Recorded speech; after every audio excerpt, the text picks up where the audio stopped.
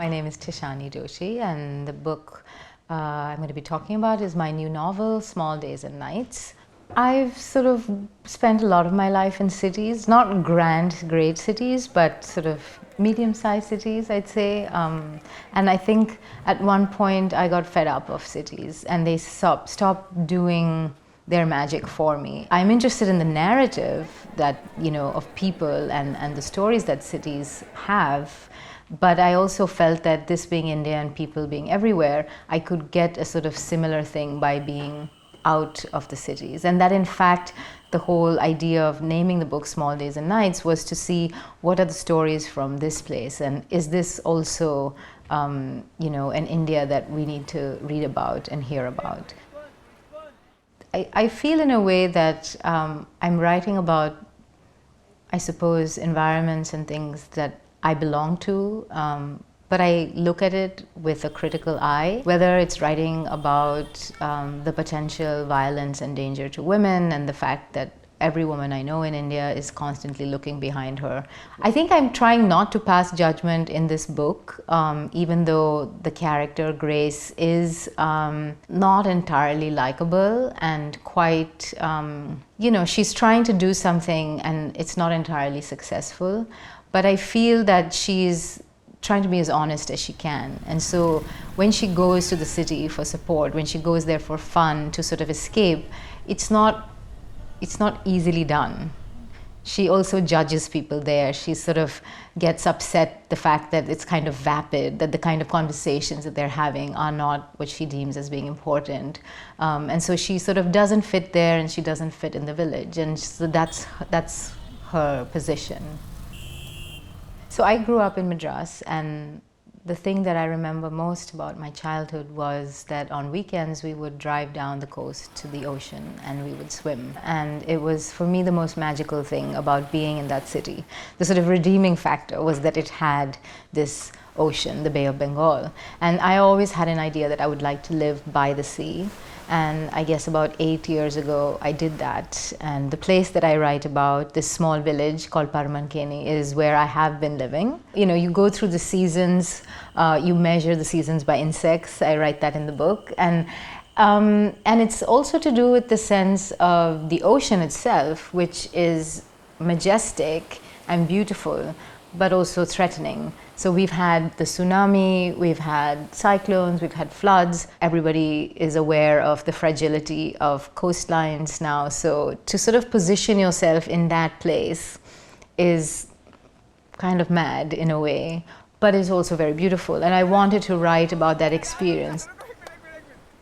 For a country which makes you so alive and makes you so aware of life, how do you deal with also this incredible just ease with which people are killed or people die, and where it's just swept aside and you move on, There's the story of the little kid who dies, from the fits, and it's just like, it's done, and there's an expectation to just pick up and go, and move. And then there's the caste violence that's happening all the time, the boy from this caste and the girl from the wrong, and they go on a killing rampage. And then there's the dogs, which is also, life.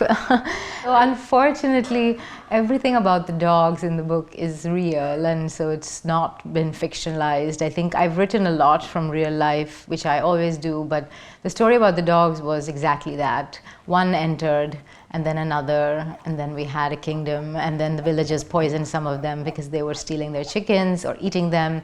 And the story about the 400 dogs being killed in the village further down, that was in a newspaper article. So for me, it's always interesting, this dichotomy of incredible generosity and incredible brutality. And this exists everywhere, but I think in India particularly so. As the world has been spinning, more and more what we understand is that we are this, we are violent, and we also have the capabilities and the capacity for great beauty, to make music, to create art, to look after the people in our society who cannot look after themselves. I would say that that is a great mark of civilization, that we don't just, leave them to die or, I did not want to write a sort of sentimental story about a woman who discovers about her sister who has been institutionalized and decides to change her life and everything is great. I wanted to write it from my understanding of how it really is, which is incredibly precious, but also incredibly frustrating and difficult. So my idea of family is that it can be really oppressive, and I say this coming from a very nice family, but I think that growing up in India, there's this sense of how much space the family is given, and really the fact that you can't choose them. For Grace, there's this sense that there are these people who are living somewhat unconventional lives. So even Praveen, this male friend from the city, is sort of out there on the margins, and the aunt, and they become her support system. I think the aunt is the more important person because she's the friend of the mother, and she becomes much more sort of involved in her life, and there is a sense that Grace is, I think she's trying to create an alternative family structure. This sense of purpose, this sense of grounding, and also being rooted to a place, to this particular environment, however difficult it is. There was this sense of, okay, what is the idea of home, and can you make it here, and is it the people, is it the place? All of these things are part of the book, the idea of belonging and the struggle of it also. There's the kind of development that's happening and springing up in a very ugly way, but that's not really thought about how that's going to impact, whether there's going to be water for everybody, or is it really sensible to spoil this coastline by dumping down a horrible coal plant? And I think those are some of the things we think about, but obviously if you're in a position of privilege, you still have a lot of buffering and cushioning, right? But if you're someone who doesn't have much, then the fact that, imagine if you're a woman living in this village and there has been a tsunami and your husband is a fisherman and the land might be taken from you. It's this multiple levels of, I guess, feeling that you're under threat. And I think I wanted to have a sense of that tension in the novel. And a lot of it is also imaginary. But my thought of that was that fear is real, whether it's in your head or no, because once it enters you, it starts to play on every level.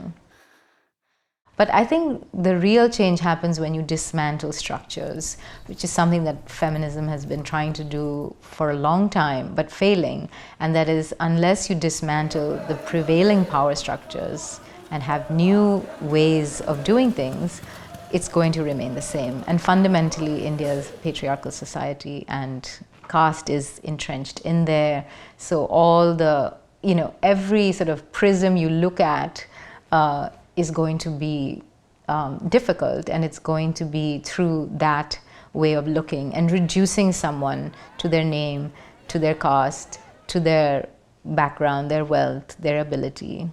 I've been living in Abu Dhabi for a semester, and that is a place that has transformed in 40 years. I mean, they were living in tents and now they're living in skyscrapers, and it's a completely different society. It's just changed on a mass level, and I just think that will never happen in India. Because it's too complicated, diverse, huge numbers of people, but also the systems like caste are so embedded and so entrenched that they just will not be reversed that easily. Great things have been happening in terms of Supreme Court judgments about sexuality and about women's bodies and men's bodies and the freedom and all of that, which is really heartening, and there's a sense of being optimistic, because if you have the judiciary saying that, okay, now you're safe, you can do this, it's not illegal, that's wonderful. But then, are people really following that? Do people really, are they okay with homosexuality? Are they okay with women entering a temple which they have not been allowed into for so many years? So they're not, so that changing society takes a very long time. I'm very firmly standing in the mud of life, and I take from it. But I also understand that what I'm trying to do is transformative, and I'm writing a story about things that I care about, but it is not me.